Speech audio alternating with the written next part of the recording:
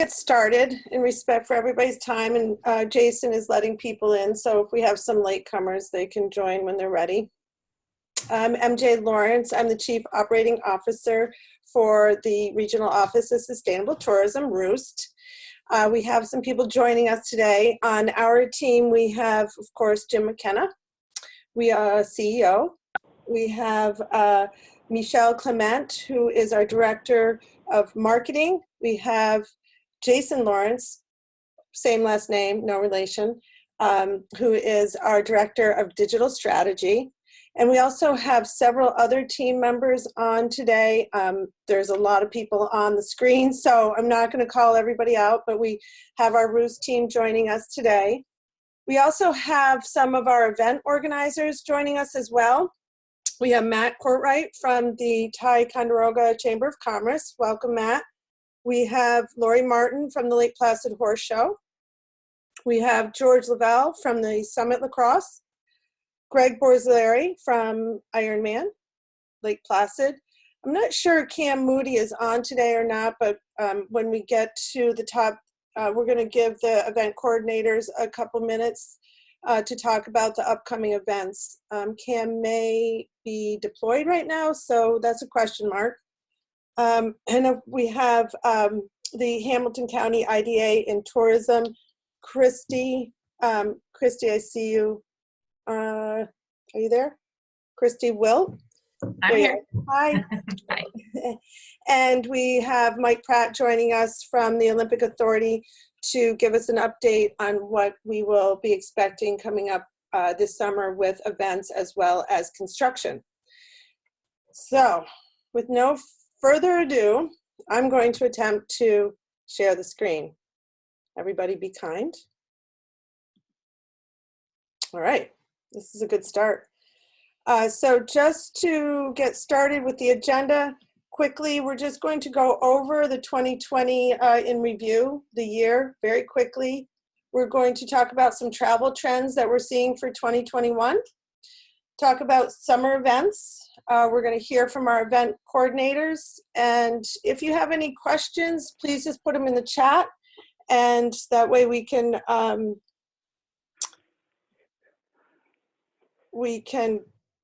answer them as they come in.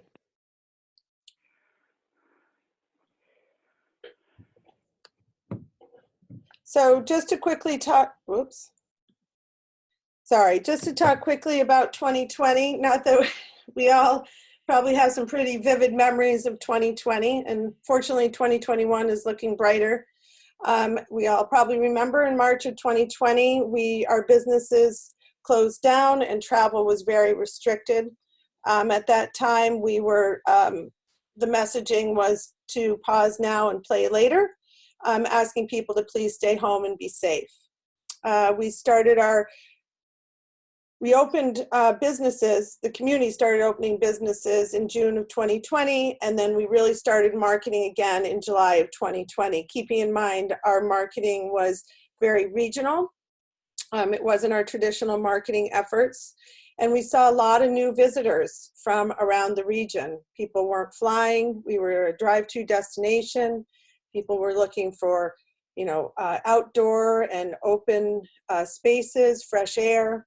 And we had unbelievable weather. And so we really had a very strong summer. And actually, with all things considered, had a very decent 2020 in comparison to what we thought it may look like when we were in March of 2020. So overall, our tax collections were down about 8% compared to 2019. So that's just a quick overview. Jim McKenna is going to give us a little information on the trends that we're seeing coming into 2021. So this is from, as that screen said, from Longwoods International. They've since the pandemic started, they've been doing regular national surveying on travel plans. This is the latest one, which was released last week. And we can certainly see that things are turning around a little bit.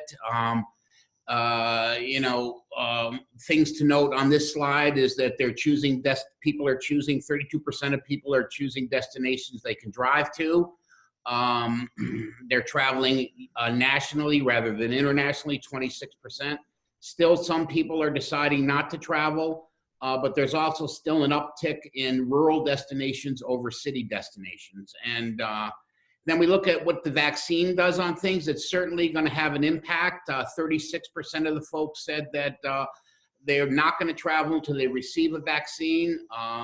They'll also, as those slides show, is that that some people are saying they're not going to travel until a majority of Americans are vaccinated. Clearly, there's an influence of vaccines on the amount of travel that we're seeing. And we think that as time rolls on, it'll be getting to a point where more and more people are vaccinated, more and more people will be traveling. Thank you, Jim. Michelle, did you want to take a couple minutes and just talk about events? And, obviously this is just a sampling of the events that we've hosted in the region previous to 2020. Unmute myself. So yeah, there's a wide, that was just a sampling of events. They're sometimes it's good to stop and pause and think about all the different types of events that the region offered. You want me to go back one? Yeah, just for a second. Okay. This again, like Mary Jane just said, this is just a sampling of events, and not to go through them all, but from large sporting events to smaller community sporting events, different events that celebrate different cultural activities, the heritage of the communities, the weddings. There's so many different types of events at different sizes and scales, interests, and the type of participants and event attendees that they invite. So there's, with these events, they provided definitely a positive impact on our communities and our regions in different ways. Many of these events, depending on what they are, they really develop a sense of community. They bring people together. They celebrate, different things that make our different communities so unique, from our community heritage to arts and culture to, again, just bringing people together. So they definitely bring a sense of community. But they also are a great way to reach out and expose the region and our communities and invite people to visit. They align well, many of the events align well with marketing messaging for the communities. They create regional attention for our area, national, and some of the events even bring international reach to bring awareness to all of the great resources and assets that the Adirondacks and our different communities have to offer. So they're great for marketing.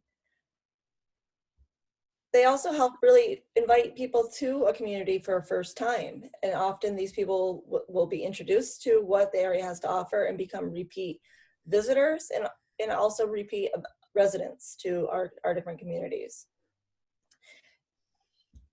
They also, event attendees tend to stay more centered in the communities. They spend time either at the events or more, at the event venues. And it does limit the amount of time that they are impacting some of our other natural resources, time on our lakes, on our trails. So it does help move people and impact, protect those natural resources. Jim, did you want to talk a little bit on event impact as well? Sure. I think it's pretty well laid out there. We've certainly seen over the years weatherproof and economical proof events still happen regardless of what's going on with the weather or the economy, it seems. A lot of events serve as a fundraising for the community that they're in. They use events for fundraising efforts. Some events give literally back to communities that they're in. And, there's certainly some long-standing relationships with events across our entire region that become annual events and people look forward to. And it happens on a very timely basis, and people know when it is, they look forward to it, and from small, medium to large type of events. So overall, they help sort of brand the community, as Michelle was saying, is that it's not only a sense of community, but done properly, it helps with the brand building of community. communities. Mhm. We also understand that, you know, there are the not so positive side of events that it's not just our region destination specifically that is somewhat struggling with, and it's not specific to events. It can be tourism in general. I mean, we have seen, the data has shown us that the trend in tourism is upticked over the last 10 to 15 years. The world has become a smaller place. People are moving around more. The traveler, you traditionally, you know, in years past would go to one place, they would stay for a week and then they would go home. Now we see that they're moving from place to place, which is having more of an impact, as well as, you know, there's such, you know, the term tourism and event fatigue is a real thing. Again, not just in our destination, but across the country and internationally as well. I mean, you hear, you know, Paris, and there's a lot of places that are being inundated with tourism and events and trying to manage that. So, you know, regionally, we do hear that it's an inconvenient with road closures. You know, there's disruptions in the residents and neighborhoods. Our resources are being taxed. You know, there's a feeling that the retail venues don't do as well during events because people are, you know, they're not out in the trails and they're not out on our lakes, but they're not maybe on our, you know, shopping districts as much either. And that it does displace the leisure traveler, which there is a sense as well that the leisure travelers is somewhat easier to manage for opposed to some of the bigger events. And there's pros and cons to both of those arguments. So I think it's important that we acknowledge that some sized events do stress communities more than some other events of smaller size, and they also have a larger economic impact. So it's kind of a, you know, there's two sides to all conversations regarding events. We just want to quickly touch on some of the state guidelines coming up in regards to events and weddings, and Jim McKenna, take it away. Yeah, so as we all know, certainly with vaccines coming on and the level of vaccines increasing, that guidelines we anticipate will continue to be changed and updated as we move forward. Looking right now, what the state of New York is looking at, we can see it right here with events, arts and entertainment. Beginning in April 2nd, we could start opening up to it, 33% capacity at venues. However, if attendees can provide or present proof of vaccination, a negative PCR test within 72 hours, or a negative antigen test within 6 hours prior to the event, the capacities can increase up to 150 people indoors and 500 people outdoors. Certainly all the social distance, face coverings all have to stay in place. But, you know, that's something that's just rolling out now from the state, is the proof of vaccination and how you will do that. There will be an app. It's actually called the Excelsior Pass. We can get that information to people. It just came out yesterday. But certainly there's going to be a system in place where you'll have to show proof of vaccination or PCR testing or antigen testing. Domestic travelers will still also have to show they've identified they've been vaccinated within the last 90 days. Non-residential gatherings beginning March 22nd, things like maybe, well, a funeral or those types of things, people can start congregating together, 100 people indoors, 200 out. Residential gatherings will still stay pretty small. And all events will still be subject to Department of Health guidance that we've become accustomed to. And these will be changing as we move forward. We have heard there'll be some more updates on events and sports coming probably within the next month. But the new thing is that we're going to have to show proof of vaccination or testing. Jim, it's Kate Thompson. Quick question for you on the proof of vaccination and testing. Might you know if that also is available to folks who are coming to New York State from out of state? There'll be some, the state is currently setting up some, certainly some areas to get tested. We have some coming online with Trudeau, and certainly Adirondack Health in our region will be able to provide pretty quick testing.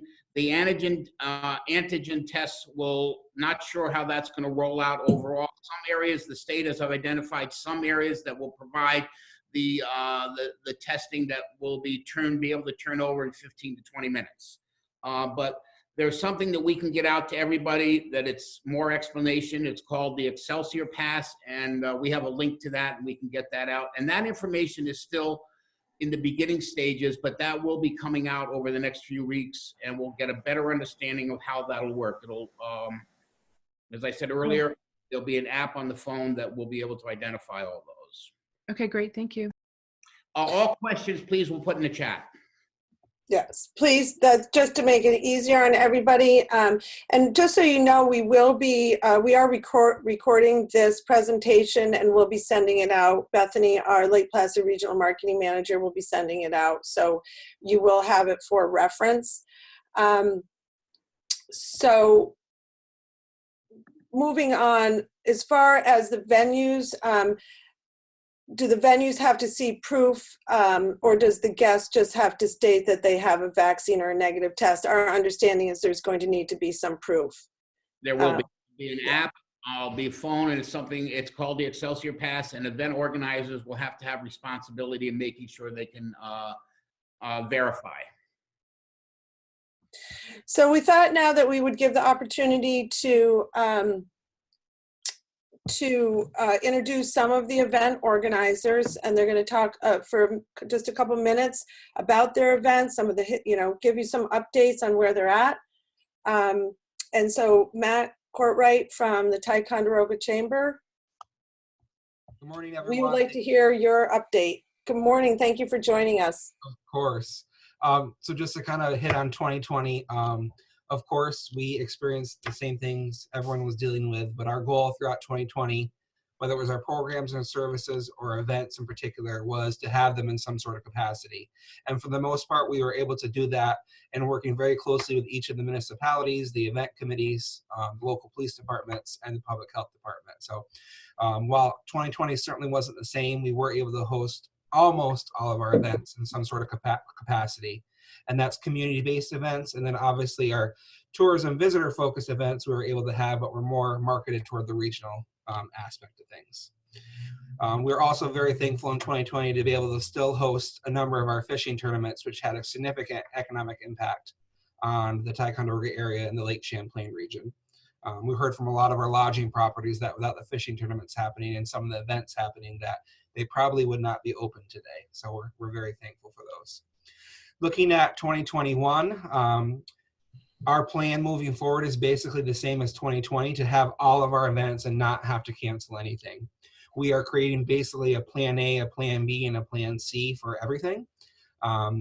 We just recently hosted an end of winter carnival event with fireworks in the community, which went off without a hitch, again, in coordination with public health. But whether we're looking at some of the local community events, or we're looking at some of our larger tourism events like 4th of July and Street Fest and the car show and our large triathlon, and events we're coordinating, events we are supporting coordination with some other organizations, and then other events that we're just doing promotional purposes for, are kind of taking the same avenue, and we're guiding them to do the same, to have a plan A with the way the guidelines are now, a plan B, the guidelines are lessened, and kind of a plan C, we can kind of go back to more of a normalcy. So we're basically planning each of that kind of in 3 different ways. But we are planning to have almost everything, and the fort is moving full throttle with a lot of their planning, as are some of our other communities. I know Mariah is working very hard on getting all their events lined up for the year. And we are basically looking at a full schedule from now until the end of the year. And we are also working very diligently with New York State DEC and many fishing tournament coordinators to host fishing tournaments starting in June, going through the end of October. And those will range from 50 people tournaments to upwards of 250. So we're very thankful for the new guidance coming out. And we're working very closely, as I said, with DEC and the state on that guidance to ensure that all the tournaments are following all the guidelines. But we're very excited for 2021. We have a lot of great things planned, both for the community and for our visitors. And we're looking forward to working with all of our committees again in person. Thank you, Matt, very much. Just to jump back one step in regards to the vaccination cards and the Empire Pass, all that information will be unfolding in regards to exactly what's going to be needed to, to attend the events, what proof of vaccine or negative test. So that is on its way to being rolled out. What about small motels? There's, travelers don't need to show proof when they come to stay at a lodging property at this point. I don't think that's changed. It wasn't that way last summer, or has not been up to this point, unless, Jim, you have something else that you want to say to that. There is a requirement that domestic travelers will have to show proof of vaccination. The details on that is coming out. And I will put in the chat the link to the Excelsior Pass. Okay, that sounds great. So next we have Laurie Martin from the Lake Placid Horse Show. Welcome, Laurie. Do you want to give us a brief update on what we're looking for the Horse Show 2021? Good morning, everybody. I just will give you a little history of the horse shows. I'll make it quick.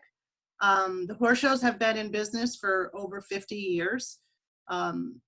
After the shows had started, the AGA, American Grand Prix Association, was founded by our founder, Mish. AGA was to show jumping. Laurie, you're kind of choppy, so maybe sometimes if you turn off your video, it helps. Which we don't really want you to go away, but it might help. That's okay. People don't need to see me. Oh, you sound better. Maybe just being closer. Okay, let me try that. Okay. So in short, the AGA was established and it was founded by our founder, Eugene Mish. And the goal of that organization was to promote Olympic level show jumping in the United States. So therefore, our shows have been at the forefront of competition. We've held 2 Olympic trials here, and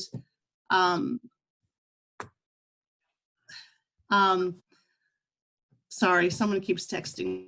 It's not me. Our riders love to visit Lake Placid. We market Lake Placid as a summer destination. So we're very fortunate that way.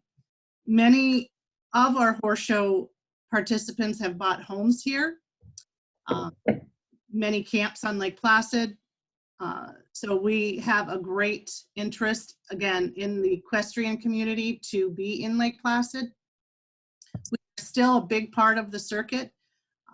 Even though other state-of-the-art facilities have opened, people still want to come here and vacation and do the various other sporting events that take place during our time. Unfortunately, last year we had to cancel and due to COVID, and it was a very big financial loss for us, but we have decided we're moving on. Some good things have happened to our shows. We were very busy working on other things. We are now a 501c3 charitable organization, which we were that status. It's been many years in the working, and that's going to help us tremendously for our future, to sustain our future. During last year, there were many horse shows in New York State that did operate. Of course, they had to operate at a diminished capacity, but they operated and they were successful, and that gives us hope for this summer. The Florida circuit is going right now very full strength. Entries are through the roof. People are not able to show in Europe as much. Therefore, they've stayed in the States, and we are looking forward to a successful horse show as well. We will adhere to any COVID restrictions and guidelines. Our governing body, the United States Equestrian Federation, has very strict guidelines. We will be hiring 2 COVID attendants to make sure that all of those guidelines are in place. We are not promoting spectators. I think we will be able to have some. Of course, it will be limited. We're a little bit of a different venue because everything is outside, so we can still social distance, mask, that type of thing. So we are hoping to have a few spectators. Other than that, I've been here with the Horse Show Association 27 years, so I have a vested personal interest in seeing these shows succeed. And you also grew up here in Lake Placid. I also grew up And here. we I went to high school together. Mary Jane and I were in the same class, good friends, as well as a couple other Roost employees. We're very excited to welcome everybody back. They're very excited. They're eager. They've been texting and emailing us to see when they can get their entries in. We've told them, you know, we've pushed on the whole housing issue, and that travelers and visitors have increased since COVID. So get your room reservations in, housing reservations. So we're pushing that. It is an event that is passionate to a lot of local people. Half of our board of directors are local individuals and board and store owners, and have helped us tremendously in keeping this event alive and striving. So Thank you, Laurie. you are welcome. Yeah, thank you very much. And we're going to move on now to George Lavelle. George is with the Summit Lacrosse. Where are you, Good George? evening, Mary Jane. First of all, I want to thank Roost, Mary Jane, Jim, the staff there for all of their support during the past year. The information flow and everything has been really helpful to us. So I want to thank you for that. And also the leaders in the community here who have managed all these challenges over the last year. It's not been an easy year for anybody. From where we sit, the next 30 to 60 days are really going to be key. And just to, again, briefly, as Laurie did, I'll tell you a little bit about who we are. We are a 30 business that's been in Lake Placid since 1990. We're a small family-owned business. We have 4 employees who have been with us for 10 years or more, dozens and dozens of local contractors. We've been very active in the community. We've got a base of customers about 50,000 people deep. Our growth has been relatively steady over the years, and generally has been aligned with community planning. It's not been a perfect process in estimating growth and managing growth, but it's certainly been planned. It's not been arbitrary to where we got to where we are. 2020 was a devastating year for us. We're a small little business, and we were unable to operate most of our events nationally last year, so it's very critical to our survival that we get back in business in 2021, and we do it appropriately. Our customers, just a little bit about them. I mentioned there's a pool of about 50,000. The vast majority of those 50,000 are Lake Placid oriented, have been there at least once or more. We've got 20 plus college alumni programs. We've got 3 of the original 7 teams that played in 1990 are still playing. So there's a high degree of, or a very low degree, if you will, of attrition. The customers who come back are the same people virtually every year. So they're very resilient too. I want to say that about that. There's some challenges, obviously. COVID presents challenges. The redevelopment of Main Street presents challenges, but we have found our group to be resilient.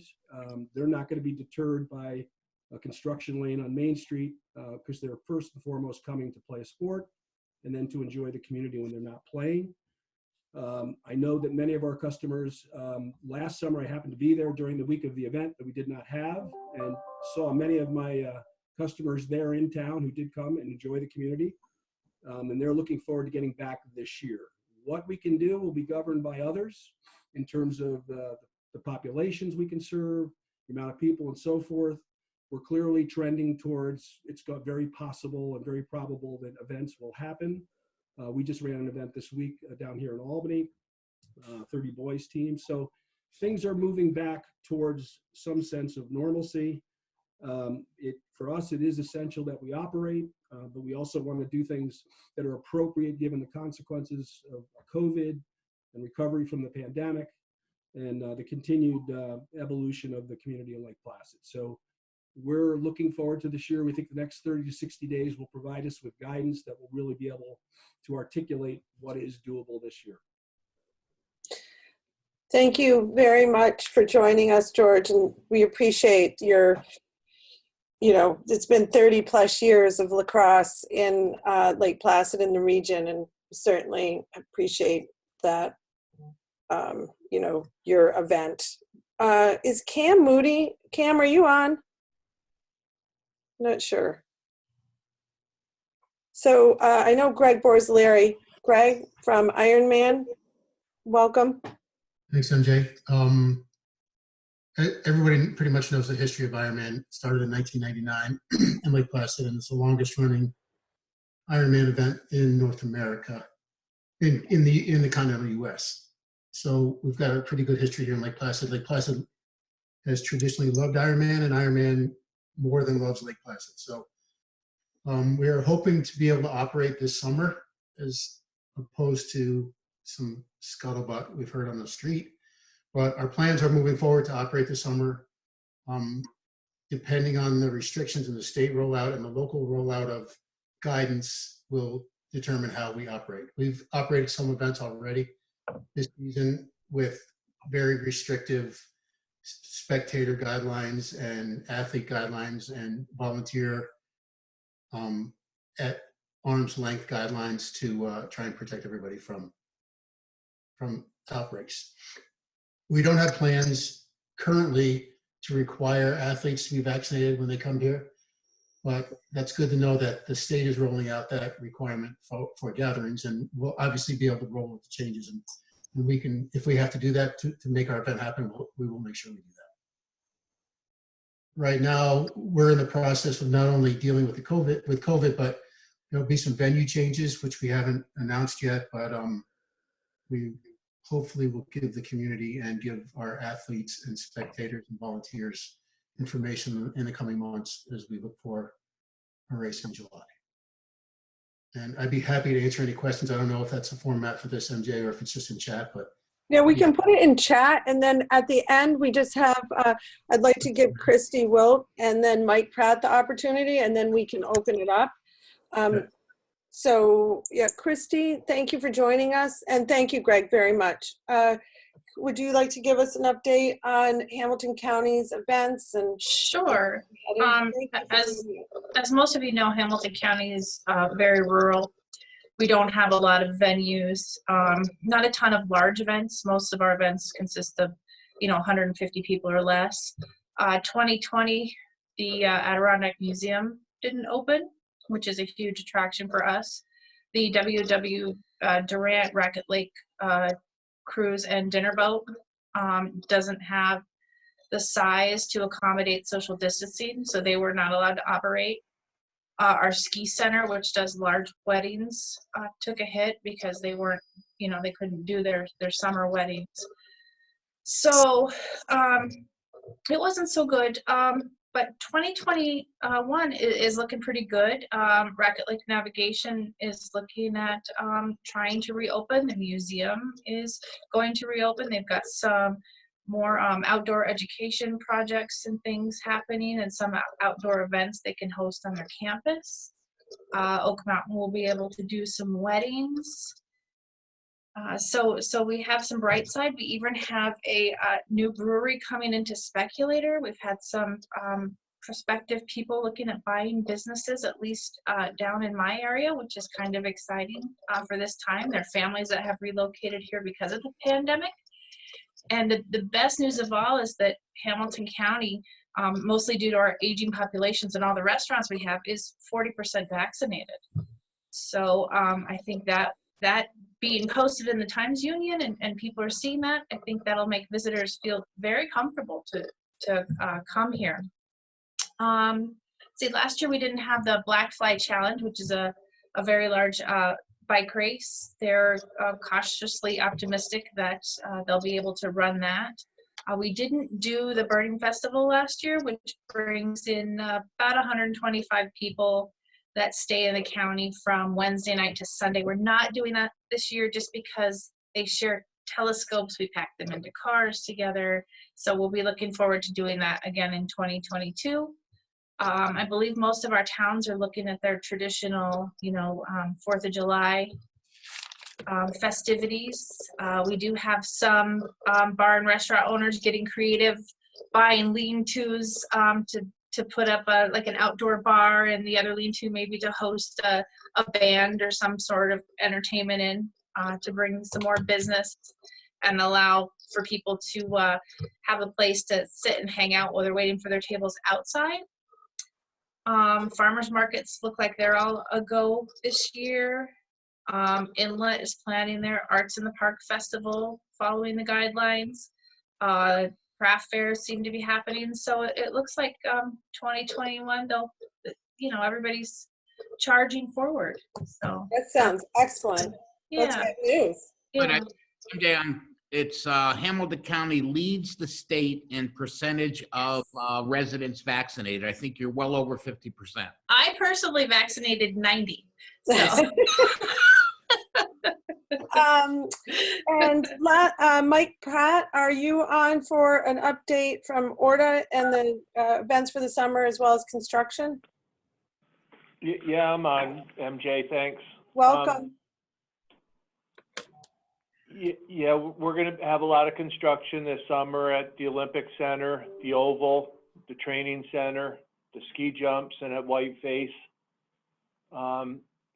We'll be open with skating in the USA rink, and in the conference center, we'll have temporary facilities for the museum and the retail.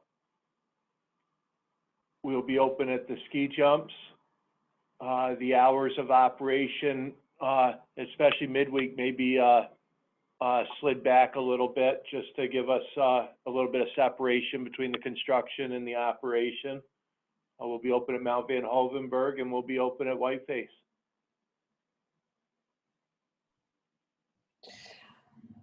Thank you. Do you want to touch a little bit on construction? The plans for the summer, or where we'll be with that construction, or are you not ready for that conversation? Well, as far as the Olympic Center, we're already under construction, replacing the refrigeration, modernizing the 80 rink and the 32 rink. Our board meets tomorrow, and we'll consider the extent of the construction at the Oval. We're already in contract at the ski jumps, and when we're done with that, we'll be the only venue in North America with winter and summer homologations for training and events.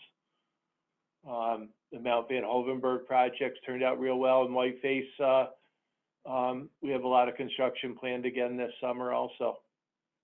Mike, do you know where you're steering as far as like Flaming Leaves and the Oktoberfest? Is that, is there a direction that you're going, or is that still open to what will happen? Right now, we're just kind of prioritizing what we had last year. We're hoping to get summer rides going on the bobsled again shortly, and then we will look at some of the and consider some of the larger events later on in the spring, summer. Excellent, thank you. The winter's going well. Next year's passes are on sale, and yeah, we got a beautiful stretch of weather coming up, so that instead of having our traditional goggle tans, we're going to end up with mask tans. Also, thank you, Mike, very much. Can we just dial back for a second? There's some questions on the clear guidelines. Jim, I'm not sure if you can answer this or if we can follow up, but in regards to events, so what we're looking at right now is coming into, I believe, April, it's 500 for outside events. Is that correct, Jim? It could be 200 without proof of vaccination or test. It goes up to 500 with proof of vaccination and test. Okay, so the event coordinator is responsible for making sure that their attendees know of the requirements and that they provide that documentation at the event. Is that correct? It'll be done via an app and an iPhone, and they will have to verify it. There's going to be an app that the event organizers can do. It's no cost. And I think Stephanie from North Hudson is going to forward a letter that we can get out to everybody that explains it a little bit more. This is just rolling out from the state. We probably got it a little premature yesterday, but it's going to be out there. So we'll get And that. so the attendees, it won't just be for New York, that this app will be available to outside New York State. From the way I understand it at this point, yes, the event organizers should notify their out-of-states to download this and provide the necessary things. It's still rolling out, and we'll be hearing more and more, I think, over the next coming weeks on it and how it will actually operate. And then also, do we understand how the visitors, the spectators will be impacted by events? I mean, are they included in the 500? Do they have to be vaccinated? Do they need to show proof? Do we have all of that as well? That's not totally laid out, but it's our understanding, or at this point, that yes, spectators will be included as part of the number of people at the event. And just to be clear, it's currently at 500, but we expect that to tick up as vaccinations throughout the state and the country are completed, and we get to that point where, is that correct? That is correct. So I guess one of the questions were, some of the smaller events will fall under the 500. And then some of the larger events are well over 500. So at what point will we know if these larger events are able to execute?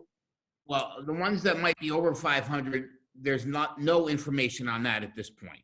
We anticipate that that'll be coming over the next month, depending on what happens between now and then. So they're laying it out, and they're saying outdoor events now with vaccinations or testing can be up to 500.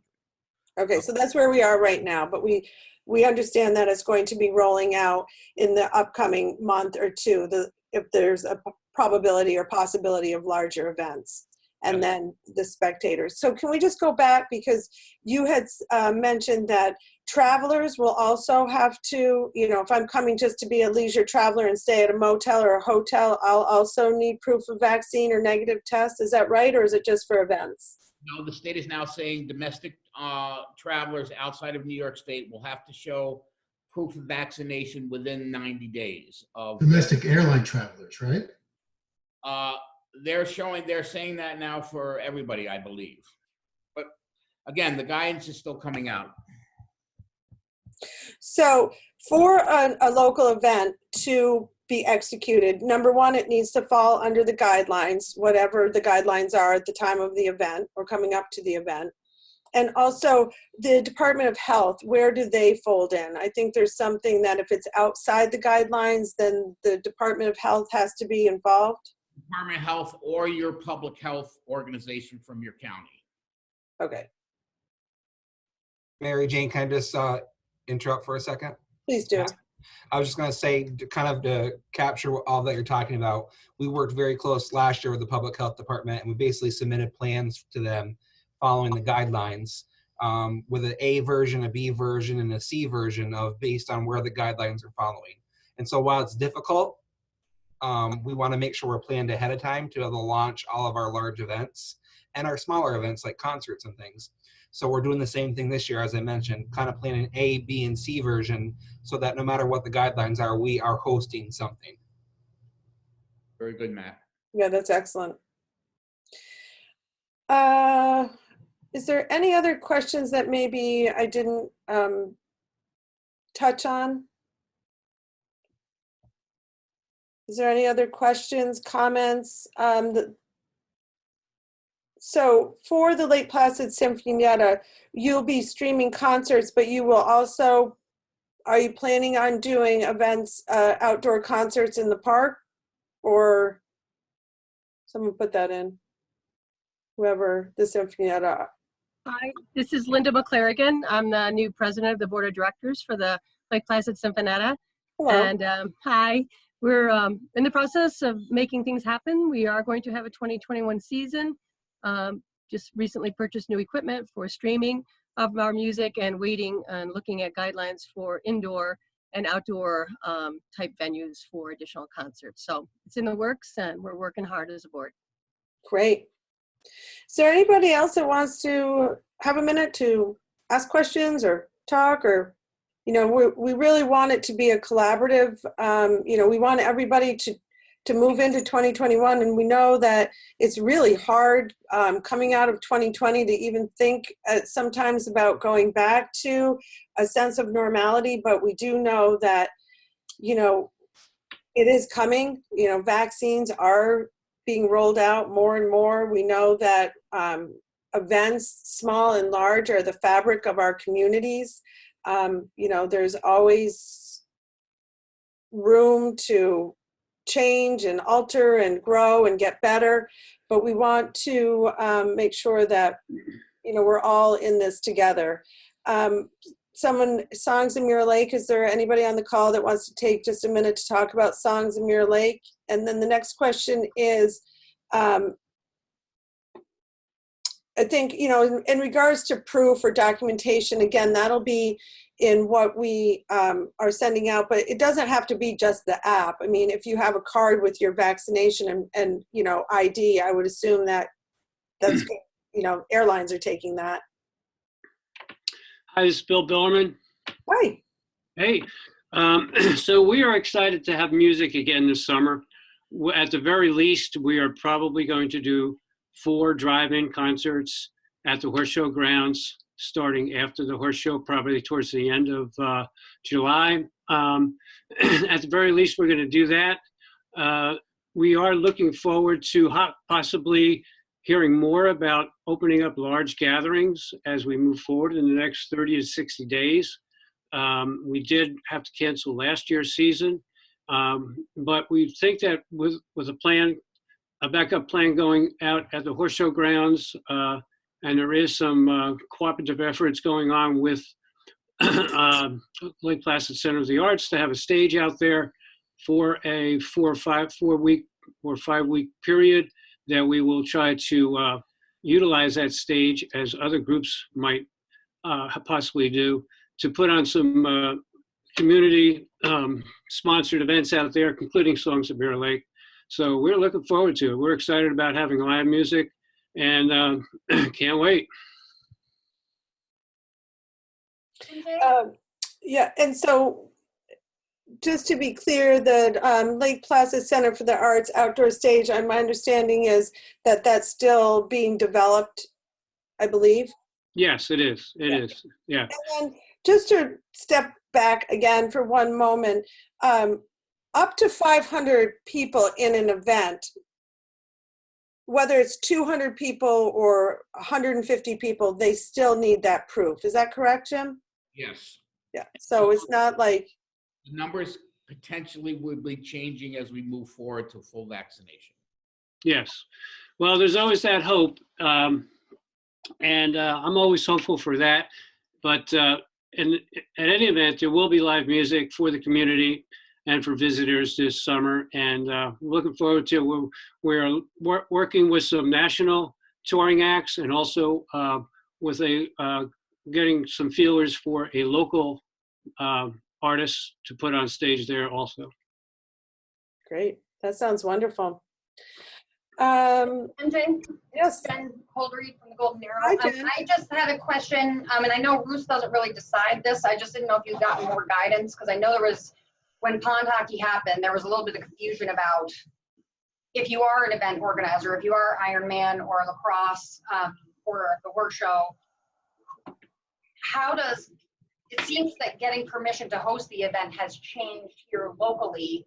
And if that's true, do you guys have any guidance for those events as to what is the process for them to get that approval? Because from a hotelier's perspective, I know that, you know, having last minute changes and cancellations to an event, especially the size of the events that we're talking about, that can be really disruptive to everyone. So I think just having a clear path for those organizers would be super helpful.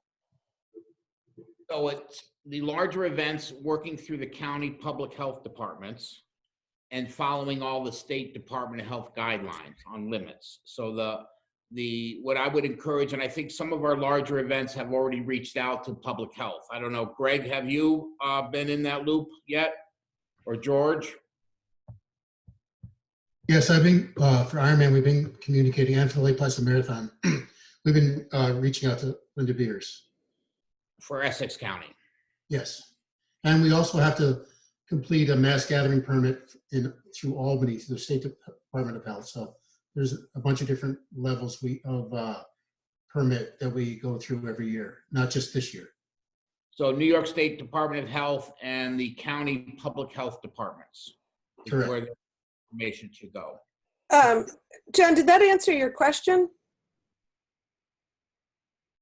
Yeah, it did. It just wasn't that smooth for pond hockey. So I just. That guy, yeah, it wasn't. And I think everybody is a little bit still figuring out some of the guidance, and it changes so rapidly, but working through those two organizations is the way to go. So once they get approval from the respective county health folks, then they're good to go, or do they know, is there an additional layer of approval process? Well, I think that what we're hearing and seeing is that the community process too should also be evaluated, dealing with the local elected officials, making sure they're comfortable with the event happening. Getting the public health to sign off is the first stage. Although, you know, the local municipal boards don't necessarily have public health as their criteria. They have community concerns as their criteria. And So just so just you to know, be clear, local Garrett, municipalities. I'm sorry, Greg. we go through a permit process every year for Ironman and for the marathon, for roads and for venues. So the roads, you have to go through the county. Essex County has to provide permission for the roads. As New York State has to provide permission for any state highways. So there's multiple levels. We have to have permission from the DEC or a regatta permit to use Mirror Lake. And then we have to go through each township that the event goes through. So Lake Placid, North Elba, Keene, Jay, Wilmington, all those municipalities, we have to provide proof of our event and insurance requirements, and we have to get permissions from each one of those boards. So it's a pretty extensive permit process to make sure those things work. And I think that we can, I think it would be good for us to provide in our follow-up those contacts. So, you know, the municipalities, which a lot of the larger events probably already have, maybe some of the smaller ones need them or don't, but the follow-up to, you know, the process from the local to the Board of Health to the state guidelines, and making sure that you have all of that so that you can access that easily.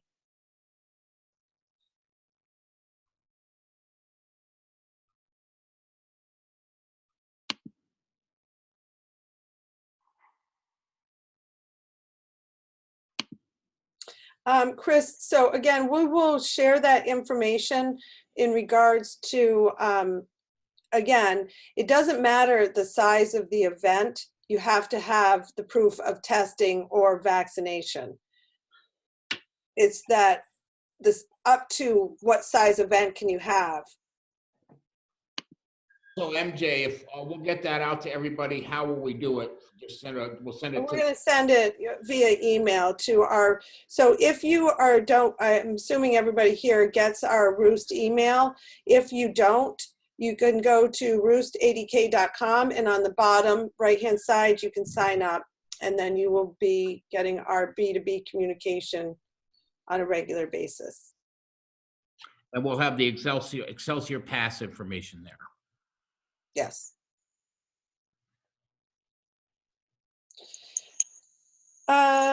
I think that,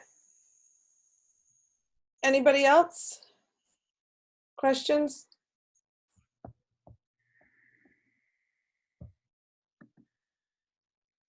I guess, you know, one of the questions, you know, Greg, that seems to be coming up is, you know, how will you control the crowds, you know, like for in the morning and for on the bike? How will that work as far as spectators? I mean, I'm sure you have a plan for the rolling out of the athletes, but how would you do that for spectators? Yeah, so I was just typing that out. At any of our previous events, we have been able to socially distance our athletes because we can control them with barricades. And for example, our plan if we were to have the event last summer and for this summer, if the guidance is still in place, is to line our athletes up in the morning at the swim start along Mirror Lake Drive, 3 across, 6 feet apart, 6 feet from the next row of athletes going into the water. So basically march them in along Mirror Lake Drive. We take it right onto the beach path and enter them in the water 3 to 5 at a time. What about the spectators? I think Spectators, we don't have a spectator social distancing plan. Our goals in the past have been to separate spectators from our athletes and volunteers. So our number one line of protection has been the athletes and volunteers and staff protected from the general public.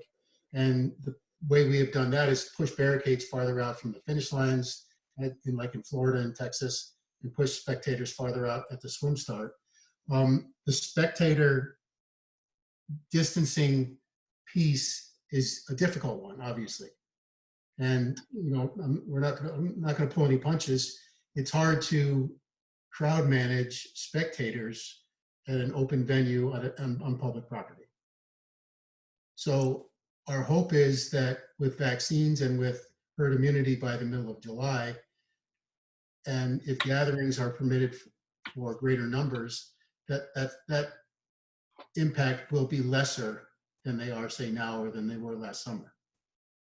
So, and again, how do you control spectators? You know, that's a difficult thing to try and accomplish. But we're going to look to the guidance from the state. We're going to look to the guidance from the health departments and the local community and say, hey, how do you guys want us?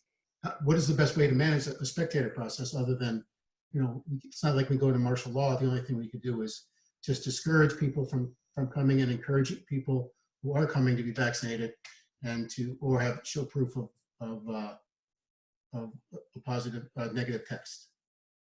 So it's not a great answer, but it's something that we think that by, you know, in 4 months from now will be less and less of an impact than it is currently. So there's a question here about, is there a process for volunteers to follow for participation? Volunteers, they can reach out. If you're talking specifically about Ironman, you can reach out to Bethany Valenzi in our office. She is the volunteer coordinator. And then the second question is, when will DC start issuing permits? Do you know, Greg, are they currently issuing permits or not as of yet? I've reached out to them. They're accepting permit applications now, and they haven't given me an idea on when they're going to issue permits. I would imagine they'd have to wait for the state to provide guidance for their events. So, you know, we're in the process of getting permits, applications out both to the DOT and the health department and the DEC. But the issuance of permits will be based on, you know, from their end. And with volunteers, we have a pretty rigorous screening. Currently, we have screening mechanisms in place for all of our venues for Ironman. So if you come to check in for registration, or if you go to the Athletes Village, or if you go to any number, you know, to the merchandise store, there'll be stations where spectators as well as athletes will have to check in, get screened, and have a wristband that'll be valid for the day.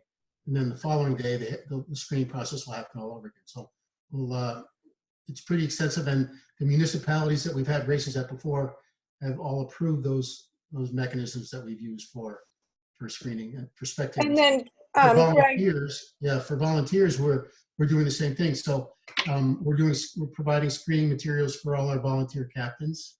So when their volunteers check in at their stations, they'll be screened prior to them being on duty for the day. All right, just before we wrap up, you had mentioned that due to the oval potentially being under construction, you might have some alterations to this, you know, to the finish and to the transition. My understanding is that that's not been confirmed yet what your plan is. So right, yeah, we don't have. We're looking at multiple options right now, so I don't want to. So when you have that confirmed, you'll share that. Exactly. Yeah. True. Anybody else? What?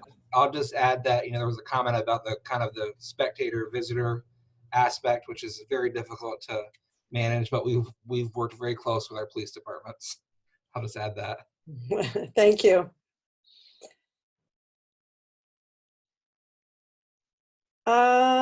Seems like we might be at the end of our journey here for today.